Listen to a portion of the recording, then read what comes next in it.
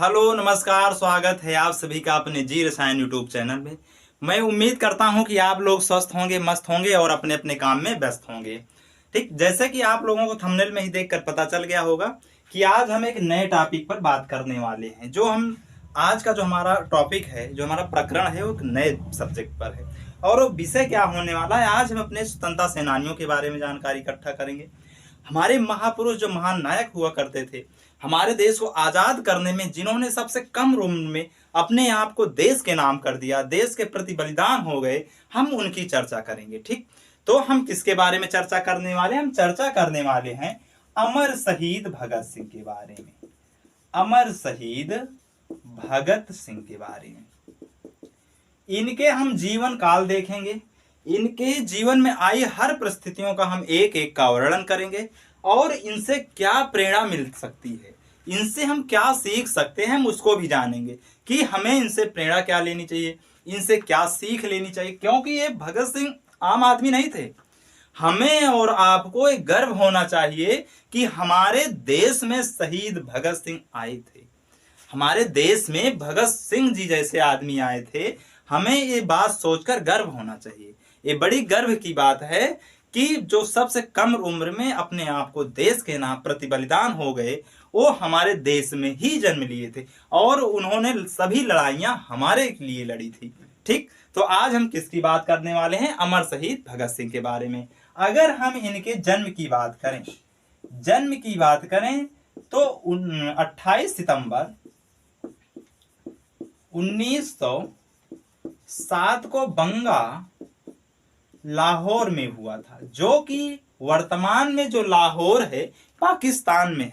क्योंकि पहले 1950 से पहले, 47 से पहले हमारा देश हिंदुस्तान पाकिस्तान ये सब एक ही हुआ करते थे। हिंदुस्तान ही अकेले हुआ करता था 1947 के पहले। तो ये बात आज की नहीं है, आज से लगभग 100 साल 110 साल पुरानी बात है, 120 साल पुरानी बात की आज हम चर्चा करने वाले हैं। ठीक, इनके पिताजी की बात करें, इनके पिताजी का नाम किशन सिंह था, किशन सिंह।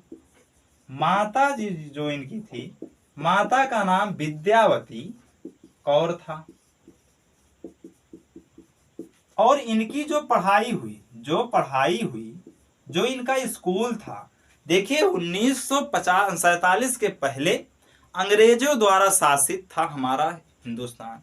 हमारे देश पर अंग्रेजी हुकूमत क्या थी, ये अपने अपने तौर तरीके से शासन करती थी। और उसी समय एक स्कूल जो था अंग्रेजों द्वारा, जो अंग्रेजों का जो स्कूल था, उसमें इन्होंने अपनी पढ़ाई नहीं पूरी की। इन्होंने अंग्रेजी हुकूमत का बहिष्कार करते हुए अंग्रेजी स्कूल में दाखिला नहीं लिए। ये जैनियों द्वारा एक स्थापित स्कूल था। किनके द्वारा? जैनियों द्वारा, एक जैन धर्मों द्वारा एक स्थापित स्कूल था, जिसे हम दयानंद एंग्लो वैदिक पद्धति नाम से जानते हैं। उस विद्यालय में इन्होंने अपनी शुरुआती दौर की, जो बचपन की जो पढ़ाई थी, प्रारंभिक जो पढ़ाई थी, वहां से स्टार्ट की थी। तो इनके स्कूल का क्या नाम था? दयानंद एंग्लो वैदिक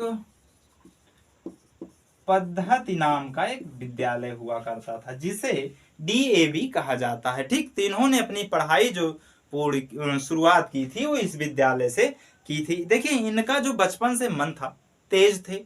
इनके जो दिमाग में बातें गूंजती थी, उसको बड़ी जल्दी पकड़ लेते थे।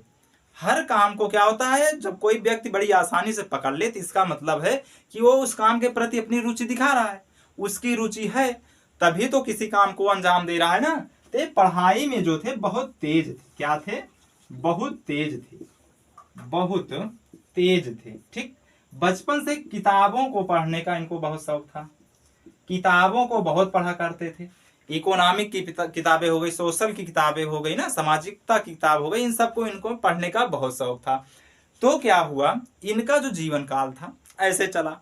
इनके जीवन के चारों तरफ एक आवाज बहुत तेजी से इनके दिमाग में गूंज रही थी, क्योंकि इनके वातावरण में आजादी आजादी आजादी नाम का जो शब्द था, वो चारों तरफ से गूंज रहा था। क्या था? आजादी नाम का जो था शब्द, वो बहुत तेजी से गूंज रहा था।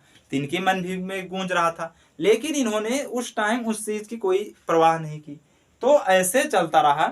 तो एक समय आया कि भारत में अंग्रेजों द्वारा एक रौलेट एक्ट लाया गया था। कौन सा लाया गया था? रौलेट एक्ट। ये जो रौलेट एक्ट था, इसमें क्या हुआ करता था कि जो अंग्रेजी हुकूमत थी, अंग्रेज लोग थे, वो हिंदुस्तानियों पर, भारतवासियों पर चाहे जो भी जुर्म करे, इसकी ना तो कोई दलील हुआ करती थी, ना तो कोई अपील हुआ करती थी, और ना ही कोई वकील हुआ करता था। इसके खिलाफ ये था कि ये अंग्रेज जो चाहे वो करे हिंदुस्तानियों पर, भारतवासियों पर, ये भारतवासी उनके खिलाफ में कुछ नहीं कर सकते हैं। तो ये जब रौलेट एक्ट आया था, तो इसका जगह जगह पे क्या हो रहा था? विरोध हो रहा था, क्योंकि भाई हमें अधिकार हमें भी चाहिए, लेकिन अंग्रेज दे नहीं रहे थे। तो क्या हुआ, इसी के विरोध में एक डेट आती है, और डेट कौन सी? 13 अप्रैल 1919 को। इस दिन क्या हुआ था? ये बैसाखी का दिन था, और सिखों के में क्या है, बैसाखी बहुत ही प्रचलित त्योहार माना जाता है। तो सब क्या थे? बैसाखी त्योहार मनाने में लगे थे। और शाम के करीब क्या हुआ, कुछ लोग इकट्ठे हो गए थे अमृतसर, जो स्वर्ण मंदिर है उसके पीछे एक बाग था, वहीं पर सब लोग इकट्ठे हो गए थे। तो वहां इकट्ठे होने के बाद क्या हुआ था, जो वहां का अंग्रेजी जनरल डायर था, उसको लगा कि ये वही 3 कानून के जो है खिलाफ में आंदोलन करने वाले हैं। तो उन्होंने क्या किया, जनरल डायर ने आदेश दे दिया अंग्रेजी पुलिसिया हुकूमत को कि इन पर गोली चलाई जाए। सिखों पर क्या किया गया? भारतवासियों पर गोली चलाई गई। और वहां पर क्या हुआ, लगभग 10,000 यानी 10 लाख के लोग क्या हुए? मारे गए। और कुछ लोग तो वहां का जो कुआं था उसमें कूद गए।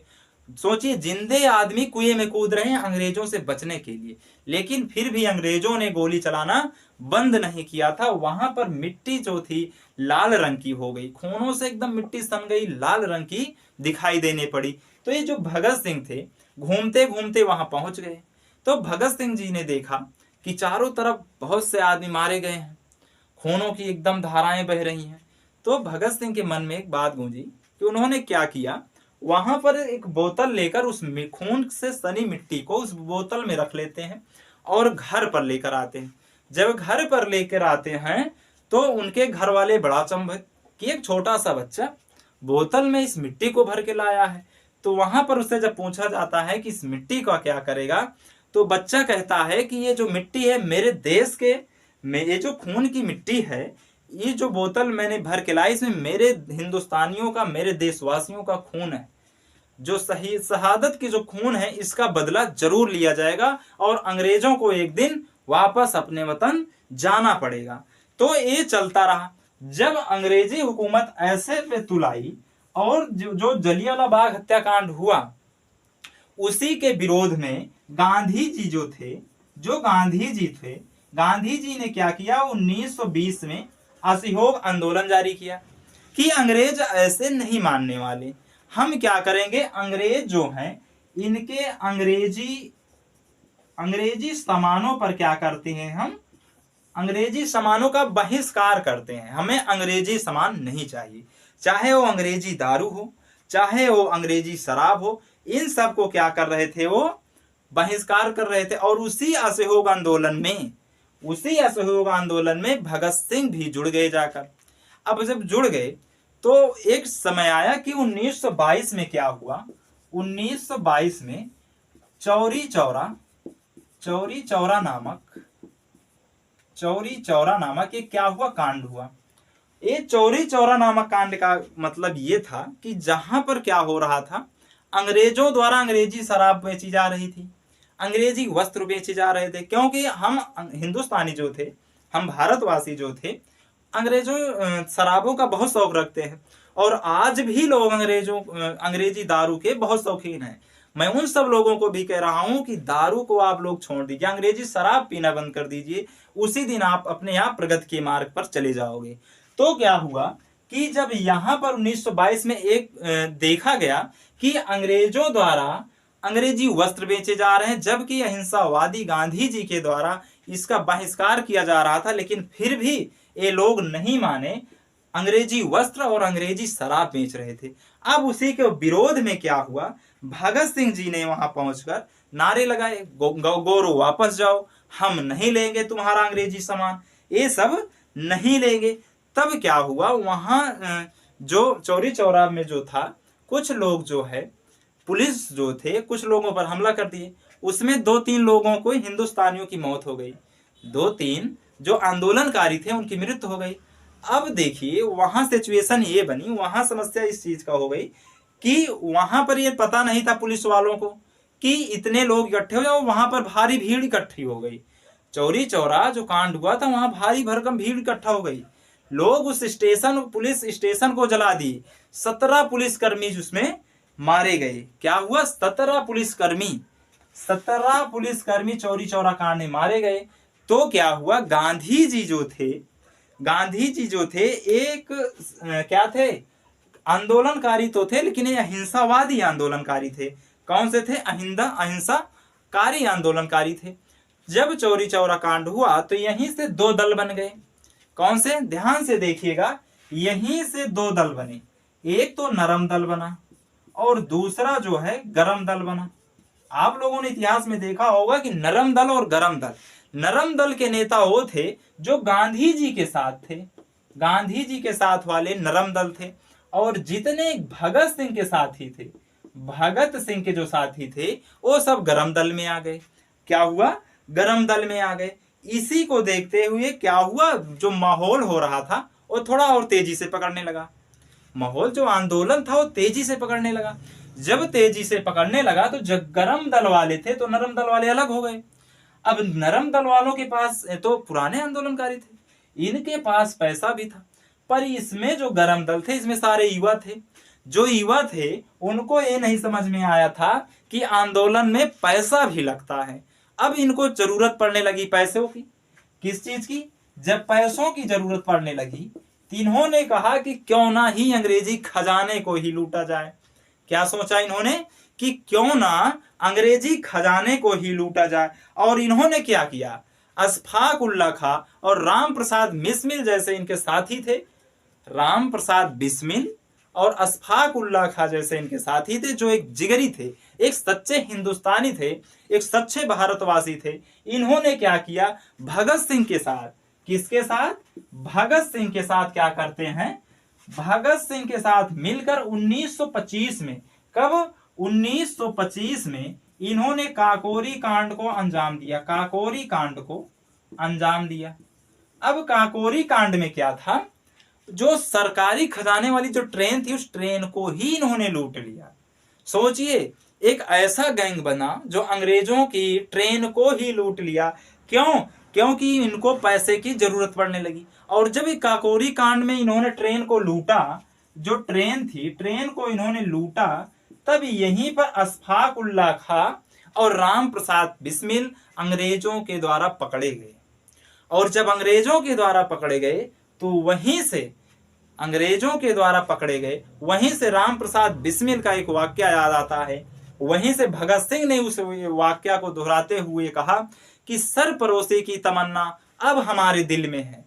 आप बात को समझिएगा कि सरपरोशी की तमन्ना अब हमारे दिल में है, देखना है जोर कितना बाजुए कातिल में है। भगत सिंह का कहने का मतलब ये था, जो राम प्रसाद बिस्मिल जी कह रहे थे कि देखना है, अब हम अपना सर कटाने को तैयार हैं, अब हम अंग्रेजों से अपना सर कटाने को तैयार हैं। देखना है कि अंग्रेजों की हिम्मत है कि नहीं है, अंग्रेजों की बाजू में दम है कि नहीं है। जब ये वाक्य सामने निकला तो क्या हुआ, लोगों के अंदर और उत्साह बढ़ा, एक जोश बढ़ा, एक जुनून अंदर से आया कि सरपरोशी की तमन्ना अब हमारे दिल में है, देखना है जोर कितना है बाजुए कातिल में है। यहीं से क्या हुआ, तो इन सबको फांसी तो हुई, 2 लोग यहां से हट, इनके ग्रुप से चले गए, इन दोनों को शहीद हो गए, फांसी हो गई। लेकिन जो भगत सिंह थे, भगत सिंह रुके नहीं, भगत सिंह ने रुके नहीं एक स्थान पे। इन्होंने क्या किया, गांव गांव में जाके लोगों के प्रति क्या किया, लोगों के प्रति उकसाने का कार्य किया। और यहीं पर ये भी पकड़े गए, भगत सिंह भी पकड़े गए। लेकिन भगत सिंह को उस समय जब पकड़े गए थे तो इनसे जमानत राशि 60,000 रुपए ली गई थी। जमानत राशि, जमानत जो राशि थी वो 60,000 रुपए इनसे लिया गया। 60,000 उस समय बहुत हुआ करते थे। इनको सोचा गया कि ये पैसा दे नहीं पाएंगे, लेकिन इन्होंने अपने घर को जो इनकी खेती बाड़ी थी उसमें से बेच कर 60,000 रुपए देकर इनको छुड़ाया गया। और जब छुड़ाया गया तो रुके नहीं एक स्थान पे, ये क्या किए, रुके नहीं, ये जो है गांव गांव में जाके अपने आसपास के लोगों को क्या किया, उत्तेजित करने लगे, एक दूसरे के अंग्रेजों के प्रति उनको भड़काने लगे, अंग्रेजों के प्रति उत्तेजना करने लगे कि अंग्रेज से हमें आजादी लेना है, लेना है तो लेना है, कुछ भी हो जाए हम सर कटा देंगे, लेकिन अब अंग्रेजों से आजादी लेकर रहेंगे, अंग्रेजों को उनके वतन वापस करके ही मानेंगे। फिर ऐसे चलता रहा। फिर क्या हुआ, एक गांव गांव क्या हुआ, जब प्रचार करने लगे तो एक 1928 में एक कमीशन आया, जिसे आप लोग साइमन कमीशन के नाम से जानते हैं, कमीशन के नाम से जानते हैं। ये जो साइमन कमीशन था इसमें एक भी भारतीय नहीं था, ये जो साइमन कमीशन था इसमें एक भी भारतीय नहीं था।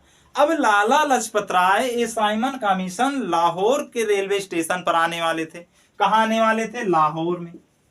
जब लाहौर में आने वाले थे तो लाला लाजपत राय और जिन्हें हम केसरी कहते हैं, क्या कहते हैं, पंजाब केसरी जी क्या कर रहे थे, इसका विरोध कर रहे थे, अपने 10-15 साथियों के साथ इसका विरोध कर रहे थे। और इसमें क्या हुआ था, लाला लाजपत राय जी साइमन कमीशन वापस के नारे लगा रहे थे, और उसी में क्या हुआ, अंग्रेजी हुकूमतिया द्वारा, पुलिस द्वारा लाठीचार्ज किया गया, और इसमें लाला लाजपत राय को गंभीर चोट आई, और उस चोट के कारण इनकी मृत्यु हो गई। जब इनकी मृत्यु हो गई, जब ये बात पता चली भगत सिंह को, तो लाला लाजपत राय जी तो नरम दल के थे, ये तो गरम दल के थे भगत सिंह। लेकिन जब उन्हें पता चला कि लाला लाजपत राय जी को लाठी चार्ज में उनकी मृत्यु हो गई, उनकी हत्या कर दी गई, तब उनके मन में और एक जोश आया, और वो क्या किए, वो जहां पर भी भीड़ इकट्ठा हुआ करती थी वहां क्या करते थे, पर्चा छापने लगे, पर्चे बांटने लगे। पर्चे कभी अपने नाम से लिखते, कभी बेनाम से लिखते, और पर्चे में वो ये लिखना शुरू कर दिए कि ये जो लाला लाजपत राय जी हैं, इनकी जो हत्या की गई पंजाब केसरी की, इनकी क्या होगी, बदला इनका लिया जाएगा। और पर्चे बांटते बांटते क्या किया, इन्होंने सोच लिया कि इसका बदला लेना है। और इसका बदला लेते कैसे हैं, जो इन पर यहाँ लाहौर का जो एक फोर्ट क्या था, लाहौर का जो एक जेम्स कोर्ट था, जेम्स कोर्ट क्या था, जेम्स कोर्ट को इन्होंने क्या किया, मारने की तैयारी करने लग गए। उसमें चंद्रशेखर भी थे, राजगुरु थे, सुखदेव थे, और भगत सिंह भी थे। ये सब तीनों चारों लोग क्या किए, इस जो जेम्स कोर्ट था इसको मारने की तैयारी करने लगे। अब जेम्स कोर्ट को मारने की तैयारी में लग गए, ये वहीं पर छिप गए आसपास। लेकिन संजोग देखिए, ये उस दिन बंदा आता ही नहीं है। इसके स्थान पे सैंडर्स नाम का एक अधिकारी हुआ करता था, सैंडर्स आ गया। अब जब सैंडर्स आ गया, जब वहां पर क्या हुआ, सैंडर्स आ गया, क्या आ गया, सैंडर्स जब आ गया, तब क्या की गई, इनकी गोली से मारकर इन लोगों ने हत्या कर दी। पहले 2-3 राउंड गोली चलाई, फिर उसके बाद सब लोग घेर कर इसको अपनी बंदूकों से मार दिए। जब इसको मार दिए तब क्या हुआ, भगत सिंह जो थे गांव गांव पर्चा बांटने लगे कि लाला लाजपत राय जी की हत्या का है, उनकी मृत्यु का क्या किया है, हमने बदला ले लिया है, सैंडर्स को मारकर, इसको मारकर हमने क्या किया है, इनकी हत्या का बदला हमने ले लिया है। ये क्या किए, गांव गांव जो है अगले दिन ही पूरे एरिया में शोर हो गया कि भाई लाला लाजपत राय जी की मृत्यु का बदला ले लिया गया। भगत सिंह द्वारा जो है पर्चे लिखकर बांटे जाने लगे। अब जब बांटे जाने लगे तो उसको बांटते जब थे तो अंग्रेजों के दिमाग में एक बात गूंज उठी कि ये जो बंदा है, इस बंदे को पकड़ना बहुत जरूरी है, ये जो बंदा है इसे पकड़ना बहुत जरूरी है। किसको, भगत सिंह को। अब जो थी भगत सिंह को, जो अंग्रेजी हुकूमत की पुलिस थी वो इनको खोज में लग गई। अब जगह जगह छापा मारना शुरू कर दिया कि ये बंदा अगर पकड़ा गया तो पूरा सिस्टम रुक जाएगा और इसे पकड़ना बहुत जरूरी है। और उस तरफ जो हिंदुस्तानी थे, इसके पक्ष में भारतवासी एक दूसरे से लोग ऐसे कनेक्ट होते गए। और अंग्रेजों द्वारा क्या हुआ, इसका जब घेराव हुआ, जब इसको लगा, ये सोच रहा है, इस बंदे को पता है कि मौत के हम करीब जा रहे हैं, लेकिन अंग्रेजों से भी इसने मोर्चा इसीलिए लिया था कि हमें देखना है अब तुम्हारे बाजू में कितने दम है। अब क्या हुआ, ये इनकी जिस दिन पेशी थी, इसी कांड के चक्कर में जिस दिन पेशी थी, उस दिन क्या किए, बटुकेश्वर दत्त से मिले। बटुकेश्वर दत्त जी से जब मिले तो इन्होंने क्या किया, बम लिया लो डेंसिटी का बम लिया। और इन्होंने क्या किया, दिल्ली के क्या था, दिल्ली के जो केंद्रीय सांसद थी यानी सेंट्रल असेंबली जिसे बोलते हैं, उसमें क्या किया, इन्होंने बम फेंक दिया। और बम फेंकने के बाद भी, वो लो डेंसिटी का बम था, फेंकने के बाद चाहते तो भाग लेते, ये तीनों साथी चाहते तो वहां से निकल भी सकते थे, लेकिन वहां इतना धुआं हो गया था, चारों तरफ धुआं ही धुआं था, वहां से भाग सकते थे, लेकिन इन्होंने भागा नहीं। इन्होंने कहा, अंग्रेजों आज हमें गोली मार दो, आज हम नहीं भागेंगे। क्योंकि उन्हें पता था कि अब हम लोगों के अंदर ये बात को हम जगा चुके हैं कि हमें आज़ादी चाहिए और भारत को आज़ाद करना है, अंग्रेजी हुकूमत के चुंगल से हमें बाहर निकालना है। और क्या हुआ, जिस दिन ये विस्फोट हुआ उसी दिन से पूरे हिंदुस्तान में एक ऐसा आज़ादी, एक क्रांति का बिगुल बजा, मानो कि जनता एक तरफ पूरे हिंदुस्तानी थे, दूसरी तरफ अंग्रेजी हुकूमत इसी दिन से आमने सामने होना शुरू हो गए। और इन्होंने क्या किया, इस आजादी की जो बुलंदी थी उसको आसमानों तक टच करा दिया, बुलंदी को बहुत ऊंचे तक लेकर चले गए उसी दिन जिस दिन इन्होंने बम फेंका था। और इसी कांड में, इसी जो बम विस्फोट किया गया था, सैंडर्स की हत्या की गई थी, इसी के चलते भगत सिंह जी को और भगत सिंह, राजगुरु और सुखदेव इन सब को क्या होता है, अंग्रेजों द्वारा तय किया जाता है कि 24 मार्च 1931 को इनको फांसी दी जाएगी। किस दिन, 24 मार्च 1931 को सुनाया गया कोर्ट द्वारा कि इनको फांसी होगी। क्या होगी, फांसी होगी। लेकिन अंग्रेजों को यह डर था कि जिस दिन इनको फांसी दी जाएगी उस दिन हिंदुस्तानियों द्वारा पूरे अंग्रेजों को घेर लिया जाएगा। और इसी डर के चलते हुए कहीं बहुत बड़ा आंदोलन न शुरू हो जाए, एक विद्रोह न उत्पन्न हो जाए अंग्रेजों के खिलाफ, और इसी बात को ध्यान में रखते हुए अंग्रेजों ने क्या किया, बड़ी चालाकी से इनकी जो फांसी की जो टाइमिंग थी उसको एक दिन बढ़ा दिया, यानी एक दिन कम कर दिया। जो 24 मार्च था इसको उन्होंने 23 मार्च शाम को करा दिया। और 23 मार्च को क्या किया, एक दिन पहले ही इनकी क्या की गई, फांसी की सजा हो गई। और इन तीनों साथी को एक साथ ही फांसी के फंदे पर लटकाया गया। ऐसे थे हमारे वीर अमर शहीद भगत सिंह, जिन्होंने अपनी छोटी सी उम्र में इस हिंदुस्तान को, इस भारतवासियों को अंग्रेजों को चंगुल से छुड़ाने के लिए अपने आप को बलिदान कर दिए, अपने आप को वहीं पर खत्म कर दिए कि हमारे देशवासी खुश रहें, हमें आजादी चाहिए, कि सरपरोसी की तमन्ना अब हमारे दिल में है, देखना है जोर कितना इन कातिल बाजुए में है। और आज की क्लास को हम यहीं तक रखते हैं, और आप लोग इस वीडियो को ज्यादा से ज्यादा शेयर करिए, उन लोगों तक शेयर करिए जिनको ये पता नहीं है कि हमें आजादी इन नेताओं से नहीं मिली है, आजादी हमें इन नायकों से मिली है, जो आज हमारे देश को कहते हैं कि कोई 1575 साल के लीज पर लिया गया है, कोई हमें स्वर्ण ले जा रहा है, कोई हमें कुछ दे रहा है। ये सब झूठ फरेब है, ये सब कोई सच्चाई की बात है ही नहीं। आप बात को समझिए, हमारे जो मेन नायक थे, जो हमारे मुख्य नायक थे, जो हमारे मेन स्वतंत्रता सेनानी थे, जिन्होंने वाकई देश के लिए कुछ काम किया, उनको लोग आज भूलते जा रहे हैं। और इसी अलख को जगाने के लिए हम आपके लिए रोज प्रतिदिन एक नई वीडियो लेकर हाजिर हैं। और आप लोग ज्यादा से ज्यादा लाइक शेयर सब्सक्राइब करके हमें आप सपोर्ट जरूर करें।